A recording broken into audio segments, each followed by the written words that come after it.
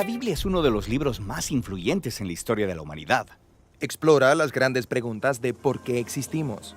Ha inspirado a muchas personas a hacer cosas asombrosas. Y ha confundido a muchos otros. Probablemente tengas una por ahí guardada en algún lado. Entonces, ¿qué es en realidad la Biblia? Bueno, la Biblia es una pequeña biblioteca de libros que surgieron todos de la historia del antiguo pueblo de Israel. Y en un sentido, ellos eran como cualquier otra civilización antigua. Pero entre ellos existió una larga línea de individuos llamados profetas. Y ellos veían la historia de Israel como no ordinaria. La veían como una parte central de lo que Dios estaba haciendo por toda la humanidad.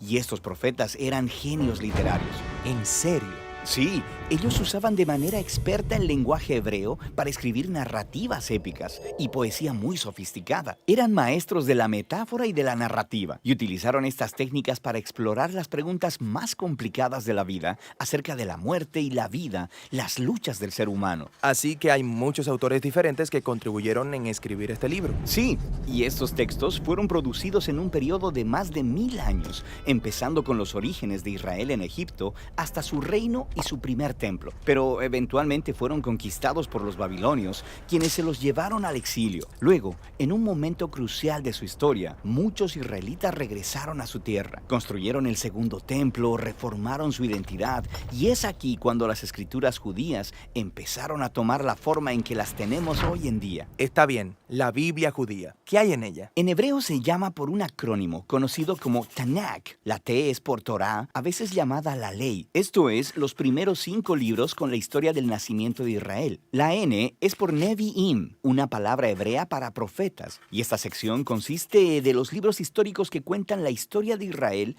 desde el punto de vista de los profetas. Luego tienes los libros poéticos de los mismos profetas. La K es por Ketuvim, una palabra hebrea para escrituras. Esta es una colección diversa de libros poéticos, libros de sabiduría y más narrativa.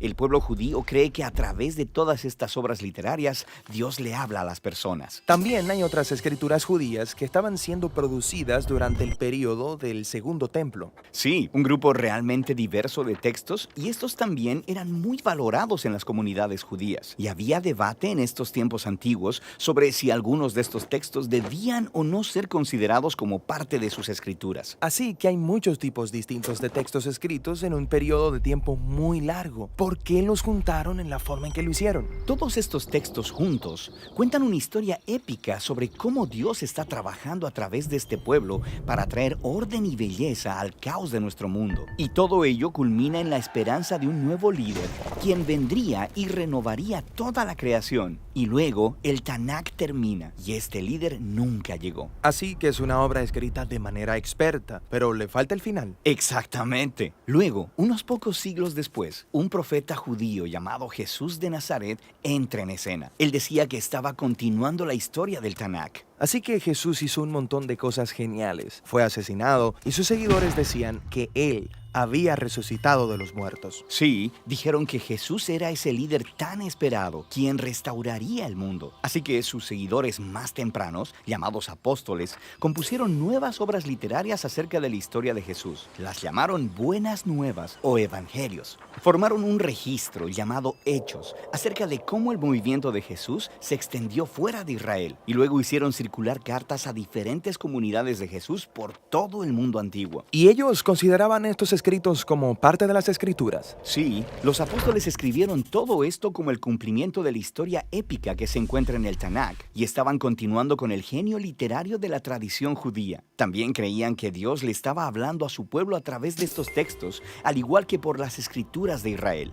Así que esto es el Antiguo y Nuevo Testamento. Pero, ¿qué pensaban los primeros cristianos acerca de la literatura adicional durante el Segundo Templo? Grupos diferentes tenían diferentes puntos de vista acerca de algunos de estos libros, pero sabemos que leían y valoraban estos textos porque los utilizaron junto con las escrituras judías. Está bien, entonces tenemos el Tanakh, las escrituras judías, tenemos estas otras obras del periodo del Segundo Templo, luego las escrituras de los apóstoles acerca de Jesús, y eso es mucha literatura. Entonces, ¿qué hay en mi Biblia? Durante 2000 años, el movimiento cristiano ha tomado formas diferentes, y desde el principio, todos los cristianos reconocen tanto el Tanakh como las escrituras del Nuevo Nuevo Testamento, y durante siglos, mucha de la literatura del Segundo Templo era leída como parte de la tradición bíblica. La Iglesia Católica, por ejemplo, eventualmente la hizo oficial y llamó a algunos de los libros de esta colección libros deuterocanónicos. Algunas iglesias ortodoxas incluso usaron más libros de la literatura del Segundo Templo. Y luego, en el siglo XVI, durante la Reforma,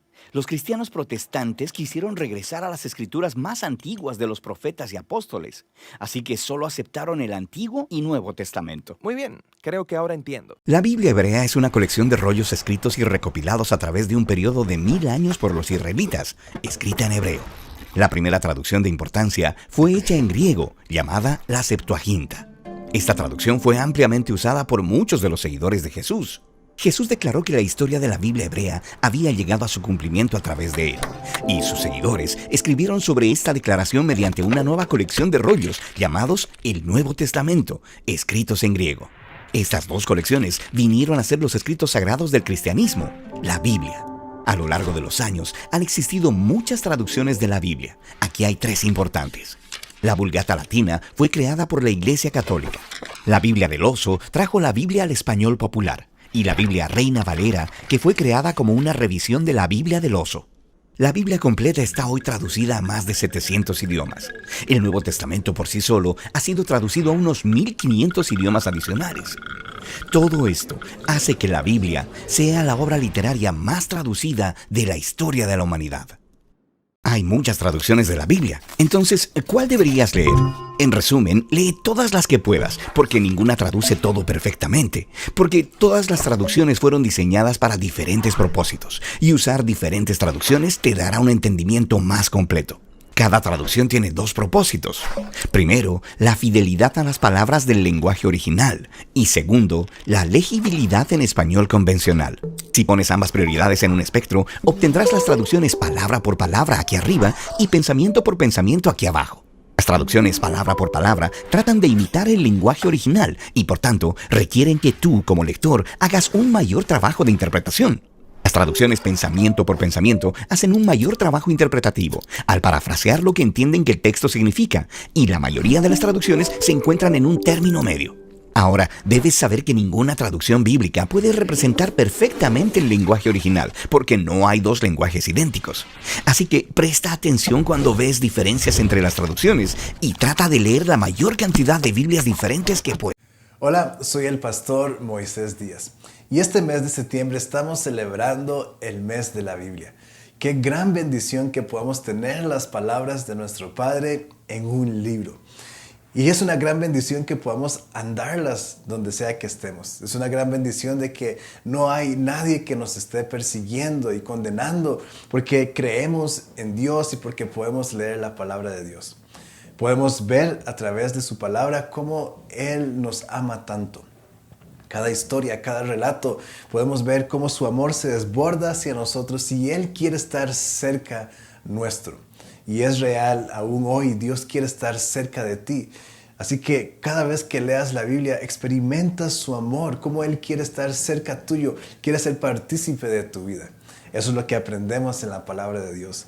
En Hebreos 4:12, en la primera oración dice, pues la palabra de Dios es viva y poderosa. Y yo oro para que cada vez que leas la palabra de Dios, la vida de Dios venga a ti y su poder te transforme, para que podamos ser los hijos que Él tanto quiere que seamos. Disfruta la palabra de Dios, ama la palabra de Dios, porque ahí vamos a encontrar todas las respuestas a todas las preguntas que tengamos. Que Dios te bendiga. Hola iglesia, espero estén teniendo un excelente día. Para mí es un honor estar aquí delante de ustedes. Y para el día de hoy les tengo un comentario con respecto a qué es la Biblia y qué traducción poder utilizar a la hora de estar leyendo o estudiando la Biblia.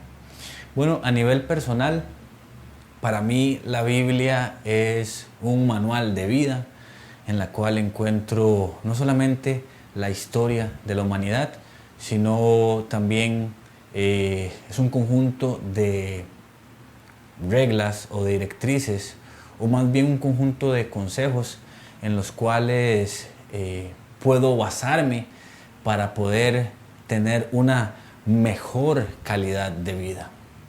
Habiendo dicho esto, creo que es importante recalcar, si bien acaban de ver un video donde se explica cuál es el origen, no sé si ustedes se preguntarán cuál es la diferencia entre la Biblia que nosotros usamos como cristianos protestantes versus la Biblia que usan los católicos. No sé si alguno ha visto que la Biblia de los católicos tiene unos libros más que la que usamos nosotros actualmente, y esto se debe a que por lo menos en la que nosotros tenemos termina con Malaquías y luego empieza con los evangelios. En Malaquías termina el Antiguo Testamento y el Nuevo Testamento empieza con los evangelios.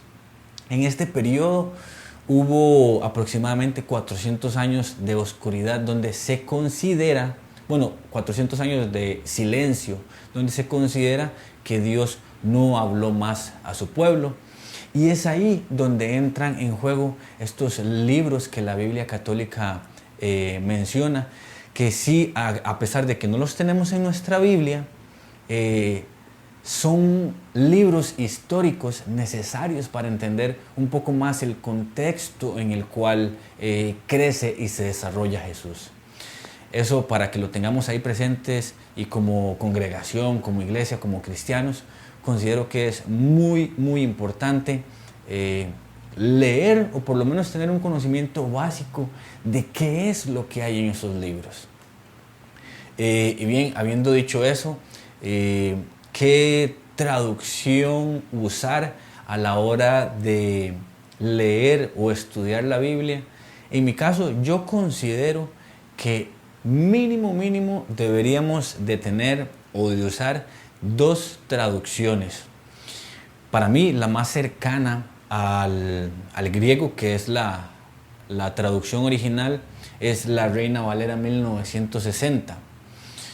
Pegada a esa, o en conjunto, sería bueno agregar alguna Biblia de lenguaje actual, Nueva Traducción Viviente, Biblia en lenguaje actual, Dios habla hoy.